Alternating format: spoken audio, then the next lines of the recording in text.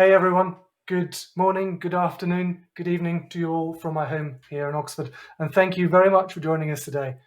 My name is Baz, I'm a product manager here at GitHub, and I look after the CodeQL analysis technology. Joining me today is my colleague Xavier, who is the director of our GitHub security lab. Xavier and his team use the CodeQL technology that I look after on a daily basis to hunt for security vulnerabilities. And today we'd like to tell you a bit more about how the security community powers GitHub code scanning through the use of CodeQL technology. For those of you who are new to code scanning, new to security analysis, and new to CodeQL, don't worry, we'll take you through it step by step. But before we continue, I would like to share with you and celebrate with you a very special achievement. A year ago, our teams joined GitHub to help secure the world's source code. And at Universe last year, we made CodeQL freely available to the community, and we announced a bounty program for contributions that help secure the open source ecosystem. Last week, we exceeded the milestone of $100,000 worth in bounties to secure the open source ecosystem. And those bounties were paid to members of the security community who've shared their security knowledge in the form of open source CodeQL queries. And these security analyses can now be used by everyone and anyone, and they help secure the open source software that we all write. Thank you everybody who contributed, and keep up the good work. In this talk, I will give you a few examples of such contributions, and we'll tell you a bit more about the impact that they've had. And of course, we'll tell you how you can participate yourself in this program. I'll start with an introduction to GitHub code scanning, which is how most people actually see those contributions from security experts.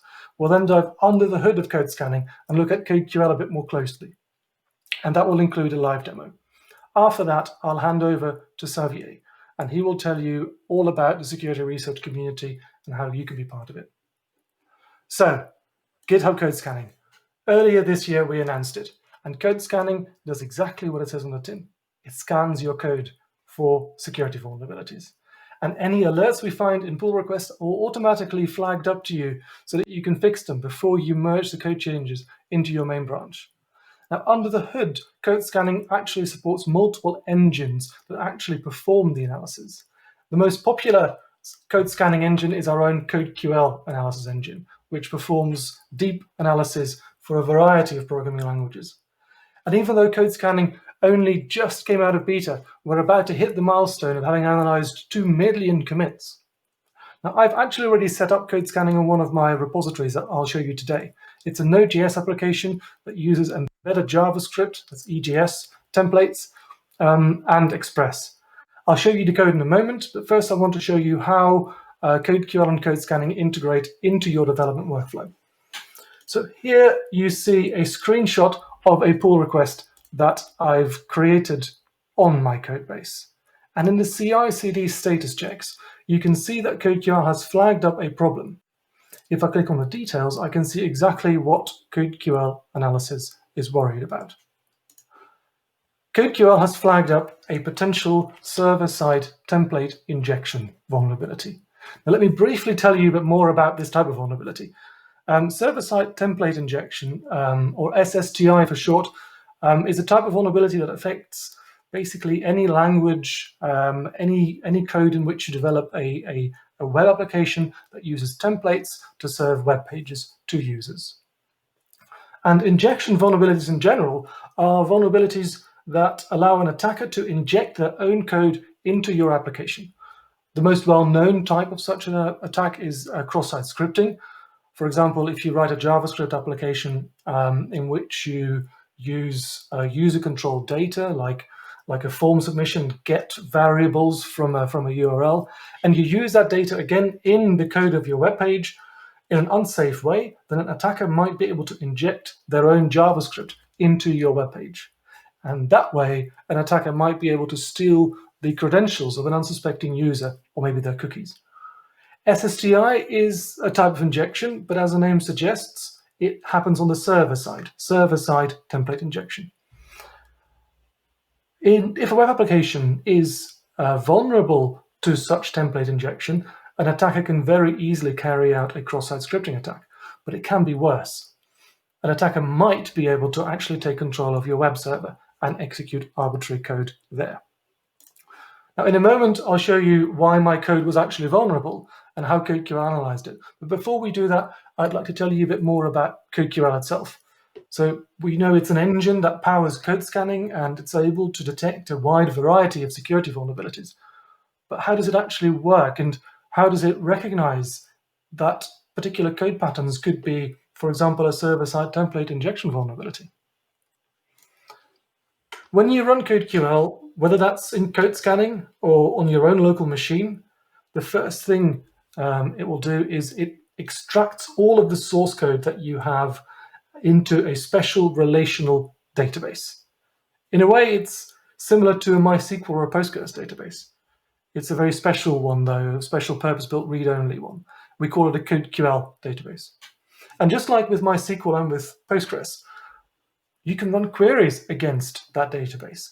And in fact, a CodeQL query looks a bit like a SQL query, but it's a lot more powerful. I'll show you one in the live demo that I've got. Now, a CodeQL query is a way to sort of interrogate and explore your source code. A very simple query might, for example, look for a variable called password that you then write to a plain text log file. More advanced security analysis, more advanced queries do very intricate flow analysis.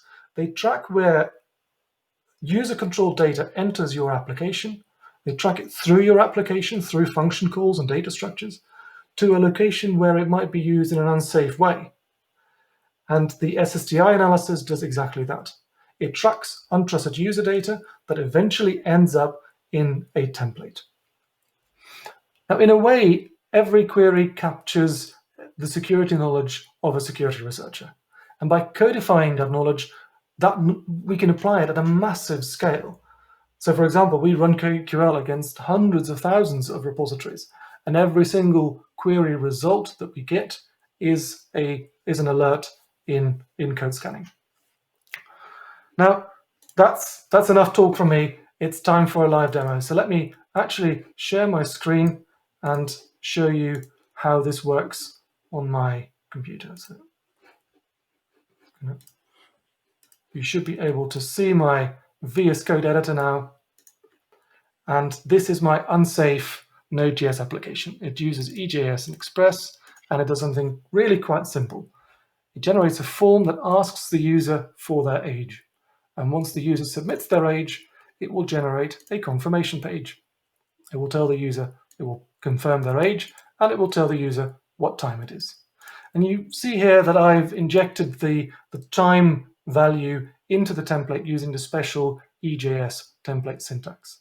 But I've accidentally made a mistake. I haven't used that syntax here. That means I'm actually concatenating the user input, their age, straight into the template. And if the attacker were to send me their age in a script tag, then they could be executing arbitrary JavaScript code in the user web browser.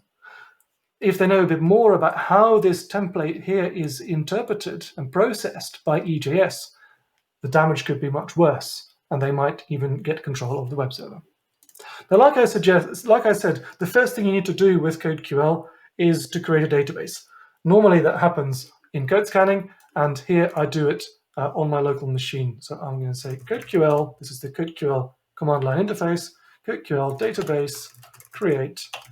The language is JavaScript, and I'm going to call it my new CodeQL database. And here it now extracts all of the source code that I've written and a few extra bits and bobs that the analysis might need. I've already loaded up a database into VS Code. There's a CodeQL extension for VS Code, and I can now write my own CodeQL queries right here in VS Code. So I've got the database loaded up, ready to ask it questions.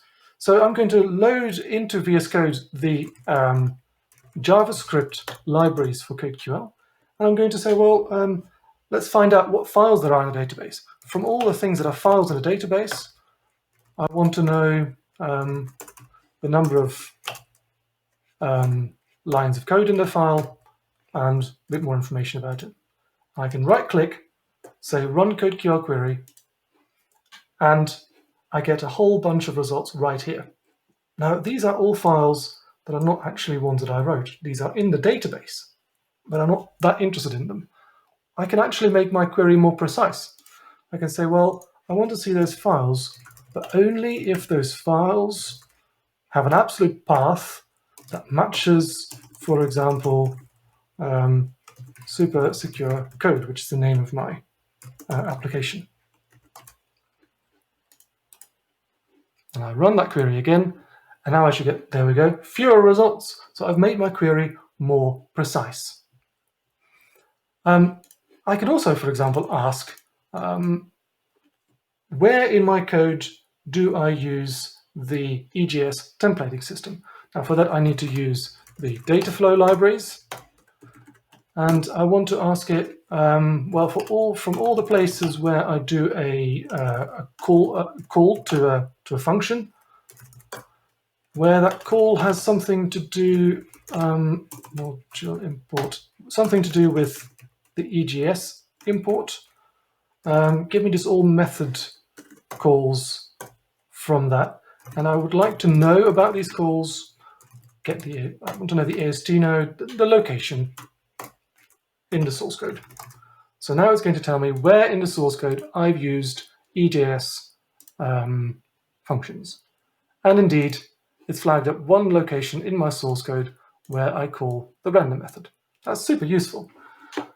So you sort of get the idea. These queries can get very advanced and very precise, and they can, of course, get a little bit more complicated. Luckily, CodeQL is designed in such a way that you can actually build upon the work that others have done for you already. And I'm now going to show you the SSDI query example that also uses that data flow analysis.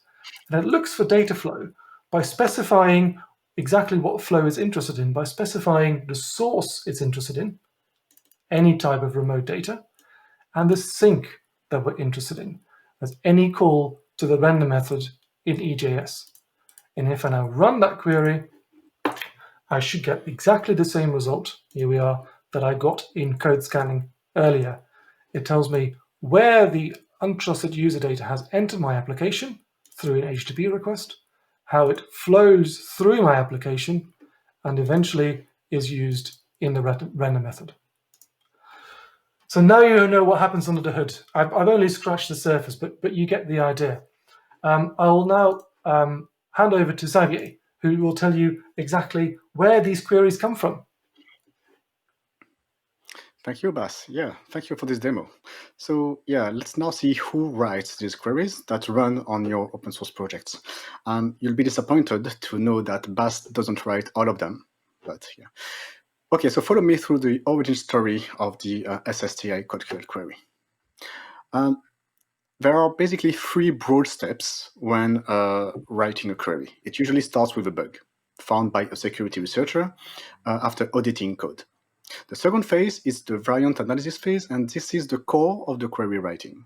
During this phase, a security researcher will try to find other occurrences of this same bug pattern. This is what we call the variants. The code, they will code the general pattern into the CodeQL query, then they will run it on several code bases to find similar bugs. Then finally, in the third phase, the community will improve the query. And here, it's not only the security community who will improve the query, but also the developers. Developers will bring in their expertise of the language and of the frameworks. They will either extend the query to find more problems, or they will adapt it to reduce false positive. Because, you know, a security researcher wants to find as many bugs as possible, so they don't really care about precision.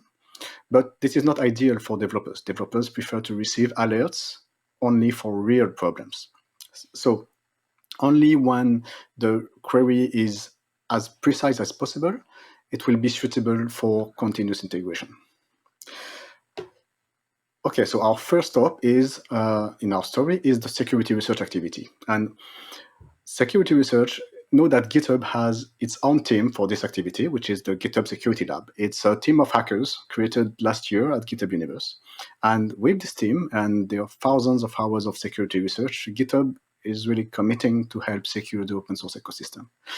What we do, we audit open source code, and we already reported many vulnerabilities. You can see examples in this slide in Chrome, AngularJS, Samba, OpenSSL. But the most important thing is our approach, our maintainers first approach. We are here to make security easy for developers. And a big part of our mission is to share and educate via workshops or articles. We explain vulnerabilities that we found. For example, you can see the slide here in Chrome, Ubuntu, or recently in Germany's COVID-19 contact tracing app. And because at GitHub we claim that coding is social, we are also building a community of researchers and developers who want to help secure open source. So coming back to our origin story, the first phase is our security researchers or members of our community find a bug. For example, here, Alvaro Munoz from the security lab discovered a high-severity SSTI in XWiki. This bug allows any user to run arbitrary Java code on the XWiki server. During the research, Alvaro identifies the exact bug in the code, and he points it out privately to the maintainer. But having identified the exact faulty code pattern, we can code it into a query. And this is what happens in the second phase. A security researcher will grasp this code pattern from the original vulnerability, possibly found by another researcher, and they will code it into a CodeQL query. You can see here in my example that someone who goes by the GitHub handle of MonkeyJunkie proposed a pull request for a CodeQL query that detects SSTIs in popular JavaScript rendering engines. Look at the query on the left, and you will recognize what Bas showed you during the live demo applied to EGS, but also to other engines. By doing that, MonkeyJunkie amplifies the original research. They code it, they make it available for the whole community under executable form. Now, why would MonkeyJunkie do that? Of course, because contributing to open source software security is a compelling purpose, and open source users are eager to share their knowledge for the benefits of the community. But also because GitHub incentivizes the community to write these queries with a bounty program. So traditional bounty programs reward people who report bugs. In our program, we reward people who prevent bugs. They write a CodeQL query for the open source community, and they contribute to making less bugs happen. So MonkeyJunkie on GitHub goes by Zellybob on HackerOne, and they got a $2,300 bounty for their contribution to open source security. As we said in the introduction, GitHub already paid $100,000 for such contribution, and we will continue these incentives because these queries actually help everyone to be more secure. The last phase of the query writing is the improvement by the community, and this phase never ends actually. It starts during the code review, and it never ends. On the first screenshot, you can see an example of a pull request with a review by a community member. It's interesting because the comment is about the CodeMVC framework specifics. It's developer knowledge and not security knowledge. On the second one, you see an improvement of our SSTI query, the one developed by MonkeyJunkie. Here, it's my colleague Asger, who is a developer and not a security researcher, who extended the original query. He added the support of another popular JavaScript framework, Lodash. And there will be more of this improvement in the future. Okay, so we've seen the story of a query, phase 1, security research, phase 2, variant analysis, and then community improvement. So now let's wrap up. First, automated security analysis is essential. It augments manual code audit and it prevents repetitive mistakes. At GitHub, we believe in the power of community. We transform all software activities into social activities, and security analysis makes no exception. We believe that CodeQL is the perfect enabler for the community to share, collaborate, automate, and scale. This is why we incentivize the community to contribute to the CodeQL queries, and this is why CodeQL and code scanning are free for the open source community. And the last thing I would like you to remember is that CodeQL is unique in the sense that it allows security experts and developers to collaborate on the security check. They bring in their specific expertises, security on one hand, and language and framework on the other hand. They collaborate on the same artifact, the query, so nothing is lost in translation.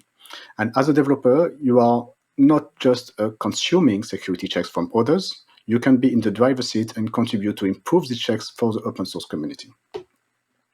So where should you start? Head to the Security Lab website. You will find the link here in the slide, and You will find pointers to learn CodeQL with our interactive GitHub Learning Labs, to contribute to CodeQL queries, and cherry on top, when contributing to CodeQL, if you find potential security vulnerabilities, you can get rewarded thanks to our bounty program. So looking forward to seeing you there. Thank you for listening to us.